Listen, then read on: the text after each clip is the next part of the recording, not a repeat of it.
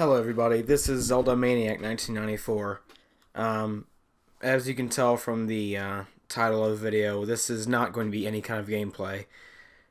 This is instead an article that I found today, which by the time this is uploaded will be a couple days ago, but it's not really that important as far as what day I saw this, really. But this is an article I found, and I'm just gonna read the whole thing. I will have the link to this article in the description below. If you just want to read it there instead, just go ahead and click on that. This is really important. I read this a bit this morning. I didn't really get to finish it, but it it's really sad. But I think it's really important. I'm just gonna get on with it. Anyway, so the article is "The Dying Man Who Found Hope in Breath of the Wild." Last July, Gabe Marcello wasn't sure he could attend PAX Prime. This wouldn't normally be a big deal, but the 26-year-old's lifelong heart condition had taken a turn for the worst, and he'd been stuck in the hospital for a while. The problem? PAX might be his one shot to play The Legend of Zelda Breath of the Wild, the newest game in his favorite series, before he died. Being homebound for the most part, said his mother, Anita Marcello, these dates were really important. They were his calendar, just as birthdays and holidays were. He found the strength to attend PAX. Though the plan was to only show up for a single day, due to his condition, Gabe managed to surprise everyone. His family helped him around in a wheelchair all 4 days. Unfortunately, Nintendo didn't bring Breath of the Wild to PAX, prompting Gabe to ask his mother if she'd ask Nintendo for a chance to play the game early. Anita wrote her first letter to Nintendo while they were still at PAX. I called Nintendo on the phone and spoke to some really nice people who gave me an address to write to regarding donations, she told me. I did not get any reply. I sent it again about a month later. Still nothing. Gabe came into this world with a congenital heart defect, CHD, leaving him with a single ventricle and a missing area in the middle of his heart. Forms of CHD are common, showing up in 8 of every 1,000 newborns. Most of the time, it's treatable, but Gabe's version was complex. At 3 weeks old, he went and was sent into surgery. That snowballed into another set of surgeries before the age of 3. In between, he suffered a stroke. There was no way to repair his heart, and complications from surgery ruled out a transplant. Expectations for his quality of life were low, and it was possible he'd never make it out of his teenage years. His heart always had to work a lot harder to manage his body than a regular heart would, said his older brother, Jamie. Think of it this way. Most people have 100% oxygen in their blood. Gabe had 92% until junior high school, at which point it dropped to 88%, then 83%.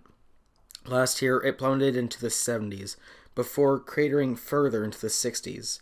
The sheer act of sitting caused him to lose his breath.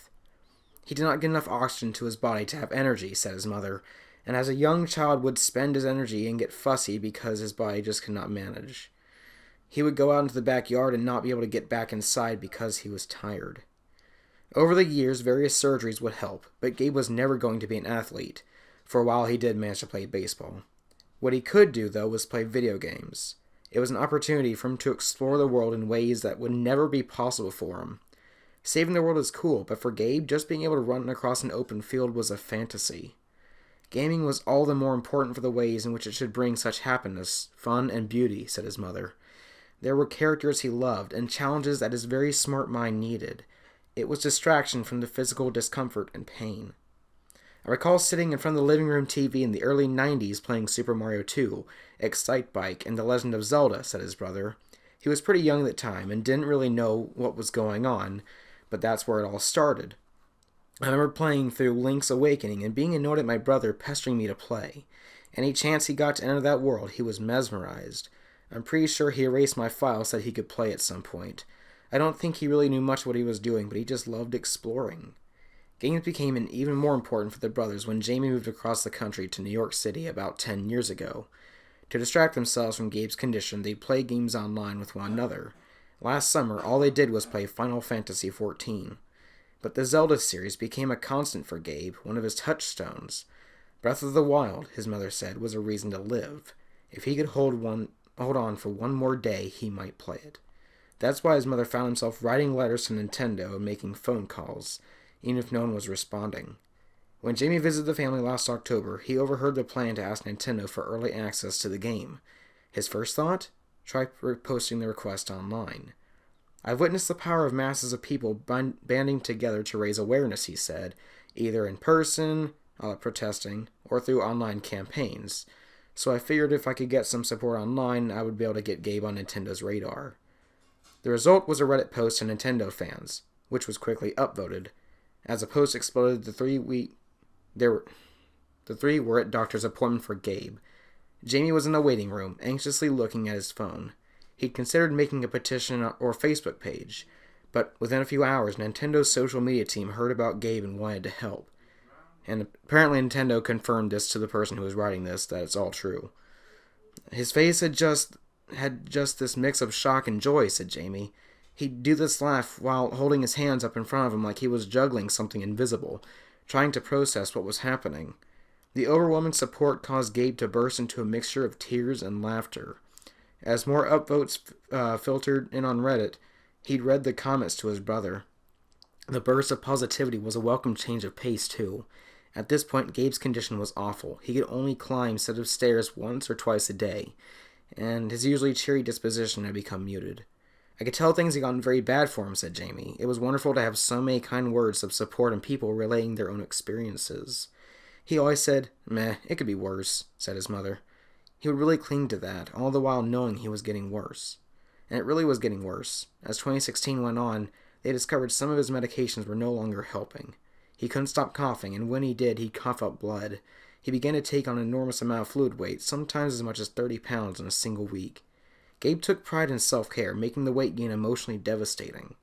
I had my work cut out for me, keeping him aware of the fact that he was battling something that was beyond his control, said his mother. His shame over his size was heartbreaking. His waist was sensitive and uncomfortable, so I needed to buy more and more jean shorts and long jeans in bigger sizes. His palliative, pain relief, care doctor tried to explain that weight gain was medical in nature as the fluid built up from the heart failure. Gabe would still try to find a way to cut back on eating, though that happened naturally as he just could not eat as much. A few weeks after Nintendo reached out, Gabe and his mother made a trip to Nintendo of America's headquarters in Seattle. Sporting a blue t-shirt with the words, "Thank you, Mr. Iwata," he was given a chance to live out his dream and play Breath of the Wild for a little more than 30 minutes. It was the same demo that's been shown a million times, a constrained slice of the game's open world. Given Gabe's physical limitations in the real world, it was oddly fitting. A group of Nintendo employees huddled around, cheering him on as he jumped, swam, and climbed up mountains. He even got into some mischief, lighting things on fire. He was, in that game, what he was not in life, she said. I could go out walking and Gabe could not join me.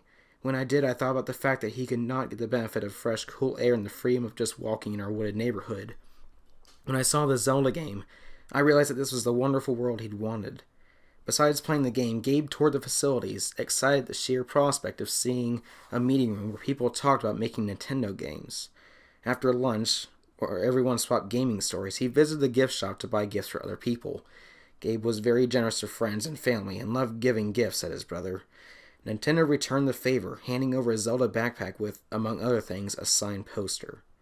I could tell in his voice that he was filled with pure happiness, said Jamie, something that had become harder to attain as his condition worsened.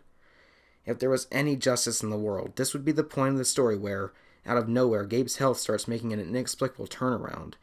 But there was no miracle cure waiting. And as Gabe prepared to face death, his mother kept on a brave face. Or tried to, anyway. I knew my son was going to die, she said. I was so fearful, wondering how this was going to happen. Was he going to be so intensely sick for years to come, or would he die suddenly or with great pain? I had to be upbeat for him. I had to be as positive as possible for him. That was getting harder and harder. That last week, he said, I need to borrow your positive attitude right now because I'm really struggling. That week is when Gabe put on 30 pounds in just 7 days and soon couldn't breathe on his own.